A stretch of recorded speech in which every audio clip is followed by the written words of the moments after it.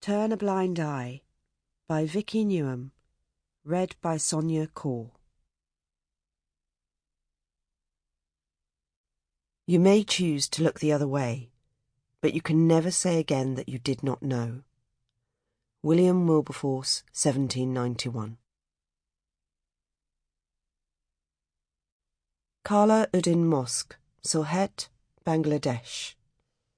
Thursday, 21st of December, 2017. Maya. No amount of crime scenes and post-mortems could have prepared me for seeing my brother's charred remains, wrapped in a shroud in the mosque prayer room.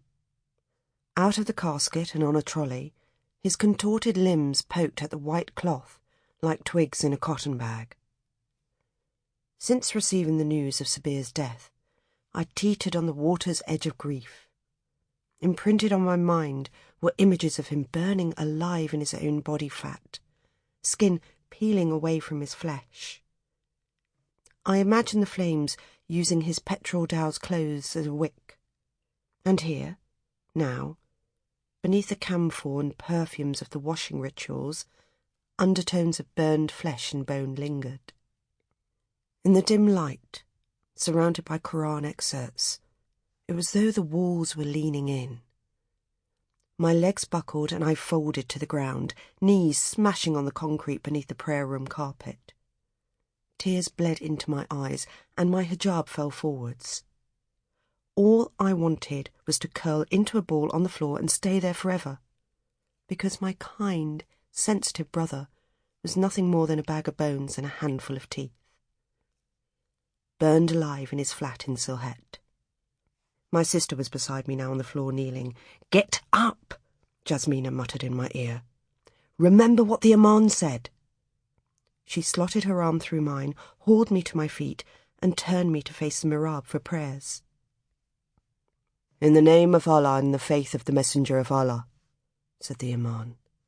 His words rang out like bells from a far-off village. In front of us, his back filled my view. I had a sudden image of standing behind white robes at the hospital in London 20 years ago, when thugs beat Sabir into a coma. Hadn't that started it all? Sent him scuttling back to Bangladesh? I scanned the room for an anchor, took in the bulging bookcases and the carved wooden screen which separated my sister from me and the 4 local men who'd carried in the casket.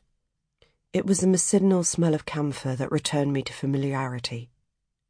When we were children and had a cold, Mum would put a few drops on our pillow. Yet, despite the memories, Bangladesh hadn't been my home for over 30 years.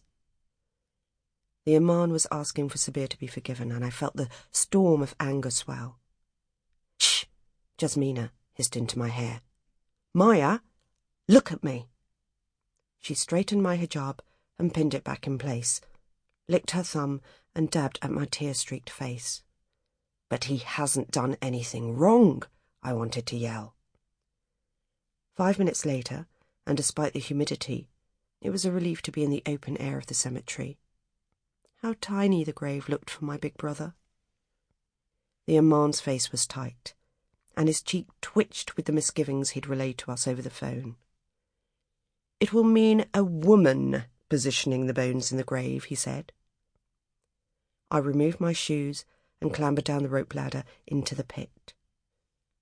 The sweet smell of freshly dug soil filled my nostrils. It squished, soft and yielding beneath my toes, cold on my skin. From above, Jasmina passed me Sabir's shrouded remains. The Imam's cough was urgent. I'd forgotten the dedication, in the name of... I couldn't say it. He took over. "In the name of Allah, and by the way of the Messenger Allah." I carefully positioned my brother's bones on the soil. Femur, pelvis. Laid his skull on its right cheek to face Mecca, the way the Imam had shown me. Then, in my periphery, something small scampered across the mud, brushing my foot. The scream was out of my mouth before I could muffle it, and I hurled myself at the ladder. A man appeared at the graveside. In one swoop, he raised the spade and sliced it down into the pit. Sample complete. Ready to continue?